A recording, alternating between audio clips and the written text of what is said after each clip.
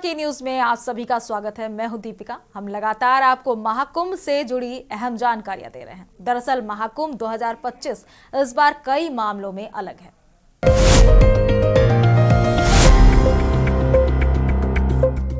प्रयागराज महाकुंभ में आस्था की हिलोर देखने को मिल रही है। महानिर्वाणी अखाड़े की छावनी प्रवेश यात्रा में भव्य सिंहासन पर सवार दर्जनों महामंडलेश्वर शामिल हुए। सबसे पहले नारी शक्ति को महामंडलेश्वर का पद देने वाले महानिर्वाणी अखाड़े में नारी शक्ति की झलक दिखी है। महाकुंभ में आस्था की हिलोर, सनातन धर्म के ध्वजवाहक अखाड़ों के प्रवेश का सिलसिला जारी। छावनी क्षेत्र में श्री पंचायती अखाड़ा महानिर्वाणी का भव्य प्रवेश। श्री पंचायती अखाड़ा महानिर्वाणी ने राजसी वैभव के साथ किया प्रवेश। भव्य सिंहासन पर सवार होकर निकले महामंडलेश्वर। नारी शक्ति की दिखी झलक।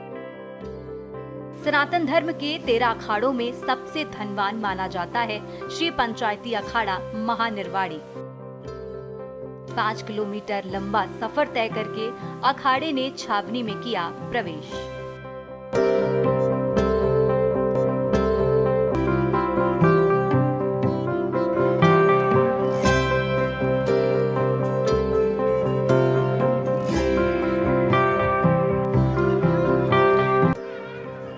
श्री पंचायती अखाड़ा महानिर्वाणी ने राजसी वैभव के साथ छावनी क्षेत्र में प्रवेश किया। पूरे क्षेत्र में आस्था की हिलोर दौड़ गई। शहर में जगह जगह पुष्प वर्षा कर संतों का भव्य स्वागत किया गया। कुंभ मेला प्रशासन की तरफ से भी अखाड़े के महात्माओं का स्वागत किया गया। नागा सन्यासियों का छावनी प्रवेश।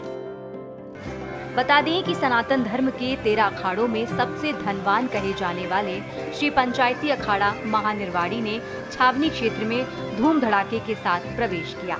आलोपी बाग के निकट स्थित महानिर्वाणी अखाड़े की स्थानीय छावनी से अखाड़े का भव्य शोभा यात्रा निकाली गई। सबसे पहले महामंडलेश्वर पद का सृजन करने वाले इस अखाड़े में इस समय 67 महामंडलेश्वर हैं।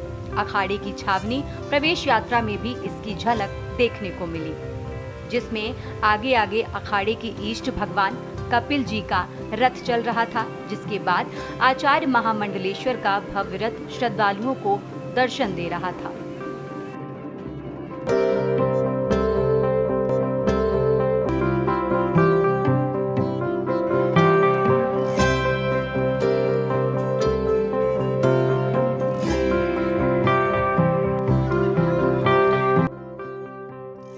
अखाड़े में दिखी नारी शक्ति की झलक।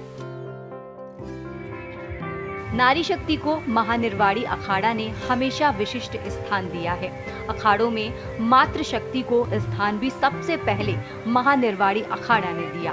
अखाड़े के सचिव महंत जमुनापुरी बताते हैं कि साध्वी गीता भारती को अखाड़ों की पहली महामंडलेश्वर होने का स्थान प्राप्त है, जो उन्होंने 1962 में प्रदान किया था। निर्वाणी अखाड़े के महामंडलेश्वर स्वामी हरिहरानंद जी की शिष्या संतोषपुरी 3 साल की उम्र में अखाड़े में शामिल हुई और उन्हें ये उपलब्धि हासिल है। बस इससे यही कहना चाहेंगे प्रचार हो रहा है, साधु संत मिलकर सनातन धर्म को आगे रखें। यही परंपरा आगे चलती आ रही है, आगे चलती रहेगी। ये नागा साधु है, धर्म की रक्षा पहले से ही करते आ रहे हैं। हाँ जी, क्या परंपरा है ये आप लोग की? जी, हमारी परंपरा ये है कि हम लोग अपने संतों के साथ साथ एक साथ झुंड में निकलते हैं और कलश यात्रा करते हैं और उनकी जो है रथ यात्रा शोभा सब आगे बढ़ाते हैं। तो क्या ये कलश लेके जो आप लोग चल रहे हैं सर, क्या परंपरा है इसकी, क्या संस्कृति है इसकी? इसकी संस्कृति ये है सर कि हम लोग मानते हैं कि इससे हम लोगों को काफ़ी जो है पुण्य मिलता है। तो आप लोग जो इस अखाड़े के सदस्य हैं कि क्या हैं आप लोग? जी सदस्य। आप लोग सदस्य हैं। और ये झंडे क्या हैं पीछे? झंडे के बारे में नहीं। आज हमारा जो महाकुंभ होने जा रहा है, आज मेरा प्रवेश किए मैं कपिल भगवान को लेकर, गुरु गजानन महाराज को लेकर, हमारा आदि अनादि सदगुरु से ही चला आ रहा है ये। आज हमारे छावनी प्रवेश हो रहा है। आज से देवता यहाँ पे जो विराजमान हो जाएंगे। आज से आज जो देवता विराजमान हो गए, अब मेला शुरू हो गया हमारा। आज से कुंभ महाकुंभ में तो संत नागा स्नान शाही कर रहे हैं, तो तपस्या करी, सबके धूना बना हुए हैं ये सब तपस्या अपनी बहुत रमाएंगे, सेवा तपस्या करेंगे 2 महीना मेले के लिए। ये क्या बना हुआ है महाराज? ये कुटिया और ये आगे क्या बना हुआ है? कपिल भगवान इसमें विराजमान हुए गंगा सागर वाले। ये कुंड किस लिए बने हुए महाराज? ये हवन कुंड है, साधु बैठ के तपस्या करेंगे, तपेंगे, धूनी रमाएंगे, भस्म रमाएंगे, डुमंगरी भेष में नागा रूप में बैठेंगे यहाँ। अपना परिचय दीजिए महाराज। मैं हरिगिरी नागा बाबा का लखाड़े से पंचायत हरियाणा से गुड़गांव डिस्ट्रिक्ट से मैं। अघोरियों के रूप में दिखे कलाकार। बता दें कि महाकुंभ मेले के शुरू होने में अब 2 हफ्ते से भी कम समय बचा है। महानिर्वाणी अखाड़े ने शहर की सड़कों पर यात्रा निकाली, तो वहीं मेरठ से आए कलाकारों के एक समूह ने अनोखा नृत्य प्रदर्शन किया। विशाल आर्ट ग्रुप की 12 सदस्यीय टीम यात्रा के दौरान अघोरियों के रूप में दिखी। अघोरी हिंदुओं का एक तपस्वी संप्रदाय है जो भगवान शिव की पूजा उनके भैरव रूप में करते हैं। इस टीम ने अपने अपने नृत्य और हवा भाव से लोगों का मन मोह लिया। महाकुंभ में लिए उन डॉक्टरों, इंजीनियर्स और विद्वानों से जो अपना पेशा छोड़कर साधु बन गए।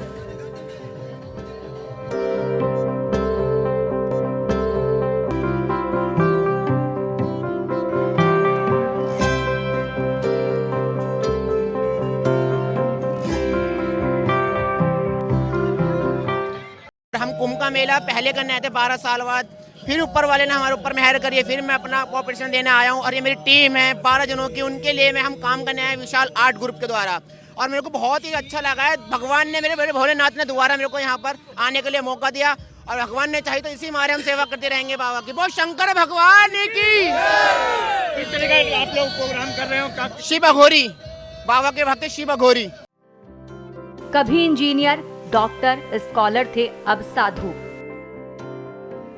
आपको बता दें कि जैसे जैसे दुनिया का सबसे बड़ा धार्मिक आयोजन महाकुंभ नजदीक आ रहा है, इसकी प्रेरक कहानियां सामने आ रही हैं। महाकुंभ में ऐसे कई साधु संत नजर आएंगे जो कभी इंजीनियर, डॉक्टर, स्कॉलर या दूसरे क्षेत्र के पेशेवर रहे हैं। आध्यात्मिक जीवन शुरू करने से पहले ये अपने अपने फील्ड में समाज के लिए योगदान दे रहे थे। ये साधु संत बताते हैं कि आध्यात्मिक अनुशासन का जीवन अपनाना कोई आसान यात्रा नहीं है। इसके लिए परंपराओं का सख्ती से पालन करना और सांसारिक बंधनों को त्यागने का साहस चाहिए। अखाड़े में शामिल होने के लिए परिवार को पूरी तरह से छोड़ना, त्याग और आध्यात्मिक जीवन के लिए मजबूत इच्छा शक्ति की जरूरत होती है। अलग अलग मठों में शामिल होने वाले कुछ लोगों का मानना है कि तपस्वी जीवन अपनाकर वे सामान्य व्यक्ति की तुलना में देश और दुनिया की ज्यादा अच्छे से सेवा करते हैं।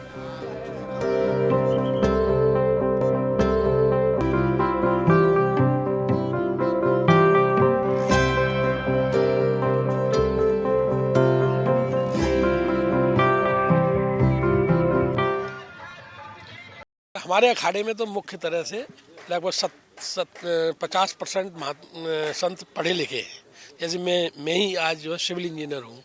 मैंने 78 में लखनऊ से हीविट पॉलिटेक्निक का नाम लखनऊ में सुना होगा, उनसे सिविल में जो है इंजीनियरिंग करी थी। और 2 साल की सर्विस करने के बाद मेरा मन नहीं लगा सर्विस में। उसके बाद मैं 80 में अपने अखाड़े में शामिल हो गया था, 2 साल की सर्विस करने के बाद। I work with almost all the major multinational companies like ACC, Birla, Khajaria, Dalmia, Khajaria, ACC Concrete and all. Then finally I saw the entire, even the what money is.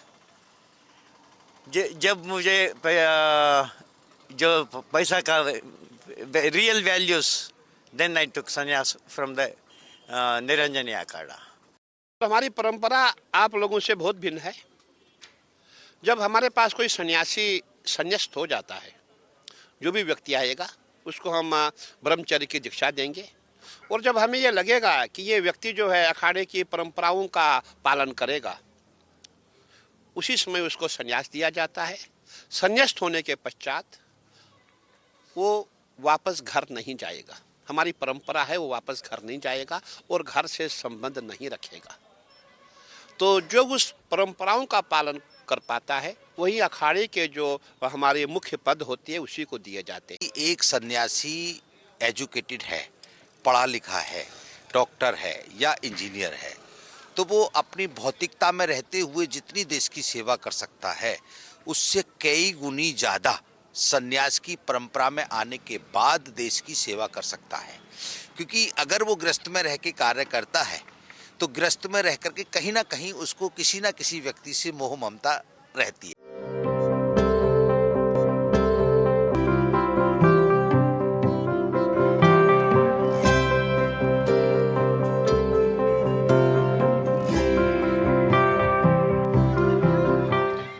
रुकते हैं छोटे से break के लिए, जल्द हाजिर होंगे।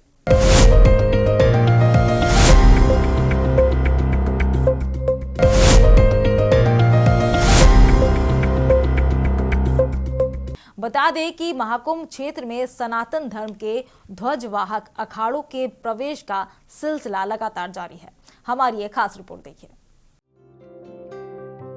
अद्भुत है धान वाले बाबा सिर पर उगाए जौ। प्रयागराज में अमरजीत सिंह अनोखे साधु हैं। उन्हें धान वाले बाबा कहा जाता है। वे अपने सिर पर जौ उगाते हैं। मूल रूप से उत्तर प्रदेश के सोनभद्र के रहने वाले धान वाले बाबा कई साल से प्रयागराज में बसे हुए हैं। वे बताते हैं कि बिना रसायनों के पारंपरिक खेती को बढ़ावा देने का संदेश देने के लिए वे पिछले 5 साल से सिर पर जौ उगा रहे हैं। बता दें कि कई वायरल वीडियो की बदौलत धान वाले बाबा पहले ही मशहूर हो चुके हैं। महाकुंभ मेला शुरू होने से पहले वे आकर्षण का केंद्र बने हुए हैं। जौ का इस्तेमाल पारंपरिक खाना, पूजा पाठ और आयुर्वेदिक दवाएं बनाने के लिए होता है। बता दें कि जौ रोटी, दलिया या पानी में डालकर भी इस्तेमाल किया जाता है। इसे सेहत के लिए काफी फायदेमंद माना जाता है। उद्देश्य हमारा यही है, जो हमारा विश्व हरियर रहे, हमारा विश्व स्वतंत्र रहे, हमारा विश्व जिंदाबाद रहे, तिरंगा हमारा लहरते रहे, हमारा शान बढ़ता रहे, हम अपना सेवा करते रहे। हरियाली का संदेश देने के लिए, हरियाली के लिए जैसे अंग्रेजी खाद है उसको कम करें, किरासन खाद डालें, जंगली गोबर डालें, गैया गोरू का गोबर डालें, पत्ता सड़ा के उसको डलाएं, वो खाद बनेगी, बढ़िया शरीर रहेगा। तो पानी आनी भी देते हैं इसमें पानी तो 24 घंटा में न जाने कितना पड़ जाता है, कोई गिनती नहीं। ये पानी पसीना खून का खेती है। हमने कई तरह के बाबाओं को देखा, हमें ये एक बाबा दिखे हैं, बहुत ही अच्छा लगा इन्हें देख के। इनके सर पे धान उगा हुआ था, तो बहुत ही आश्चर्य की बात है ये हमारे लिए। और हमने ये सोचा नहीं था कि ये हमें दिखेंगे। हमने तो रील में देखा था इन्हें, फिर हमें आज दिख गया, तो बहुत अच्छा लगा हमें ये देखकर।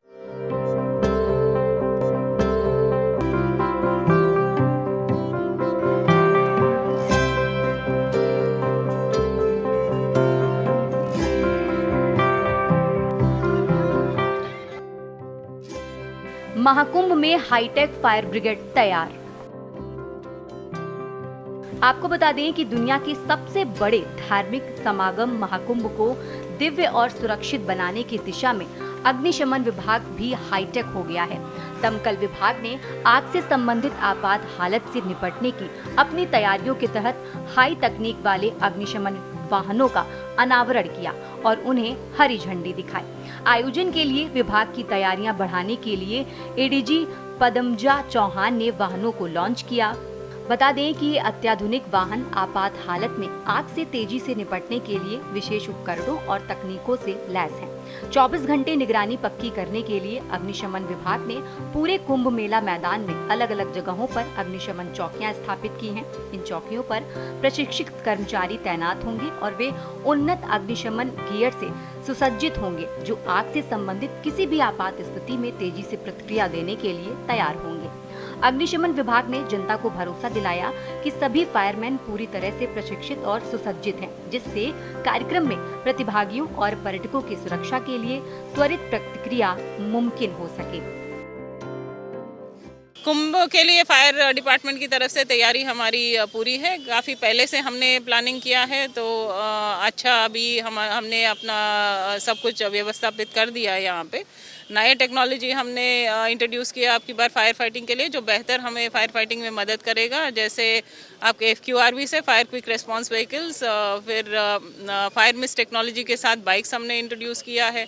इसके अलावा fire fighting robots, fire fighting boats, ये सब पहली बार हम ले आए।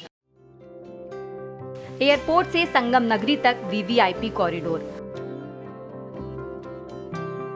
प्रयागराज कुंभ मेला 2025 की तैयारियों के तहत शहर का स्वरूप पूरी तरह बदल रहा है। संगम नगरी को एयरपोर्ट से जोड़ने के लिए 16 किलोमीटर लंबा और 550 करोड़ रुपए की लागत से बन रहा वीवीआईपी कॉरिडोर लगभग तैयार हो चुका है। ये कॉरिडोर न केवल यातायात को सुगम बना रहा है, बल्कि शहर की सुंदरता से भी ध्यान खींच रहा है। बता दें कि संगम की रेती पर कुंभ मेले की शुरुआत से पहले सज रही नगरी में प्रयागराज एयरपोर्ट से संगम तक 16 किलोमीटर लंबा वीवीआईपी कॉरिडोर बनाया गया। इस वीवीआईपी कॉरिडोर को बनाने में 550 करोड़ रुपए की लागत आई है। वीवीआईपी कॉरिडोर में पड़ने वाले चौराहों पर नटराज, नंदी, ऋषि मुनियों की कलाकृतियां लगाई गईं। वहीं प्रयागराज एयरपोर्ट से आधा किलोमीटर आगे 84 विशेष स्तंभ लगाए गए हैं, जो 84 स्तंभ सृष्टि के सार का प्रतीक है। दरअसल सनातन परंपरा में 84 लाख योनियां बताई गई हैं। यहाँ 84 स्तंभ उन्हीं के प्रतीक हैं।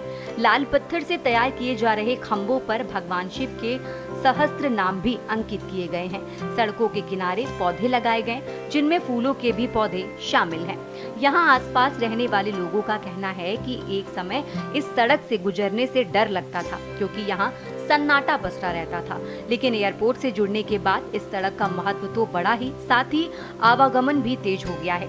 वहीं दूसरी ओर सुंदरीकरण से सड़क का कायाकल्प हो गया है। स्पेशल डेस्क के न्यूज इंडिया।